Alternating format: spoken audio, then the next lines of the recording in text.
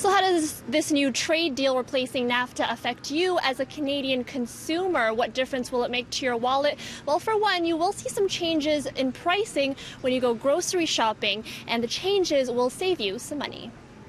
So overall, Canadian consumers should expect to win as a result of this deal because they'll have access to more variety and also prices may drop over the next 5 years. When it comes to grocery shopping, the main items you'll begin to see a drop in price in are any products that include dairy. Canadians are forced to pay a much higher price in order to give farmers, who are not poor, higher incomes. As a result of this renegotiated agreement, US-Mexico-Canada trade agreement, now Americans have access to a larger share of the Canadian market, plus some policies which raise the price for Canadians to pay on milk. Some of those policies have been rescinded. All of this to say that the prices that Canadians pay in the grocery store for dairy, for poultry, for cheese should all come down.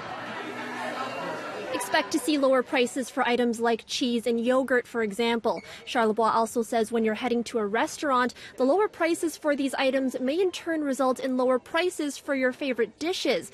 Good news for consumers, but not for Canadian dairy farmers.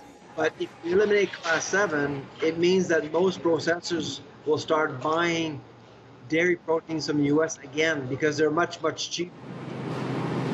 So the renegotiated deal is positive news for consumers when it comes to grocery shopping, but what about online and cross-border shopping? It will be a positive outcome for consumers there as well, thanks to an increase in what's called the de minimis threshold, the amount you can bring into Canada before paying tax.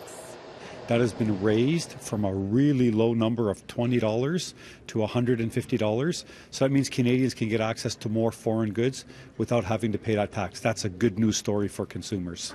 On a practical level, online shoppers, when they're going on, say, for example, Amazon.com, what does this mean for them when they're shopping? Yeah, they're able to bring in all of those goods before any of those duties or taxes kick in. So that's a great news, which means that Canadians get access to the whole breadth of variety of products available in the global economy, not just in the U.S., but also it's going to force Canadian companies to better compete against these international competitors.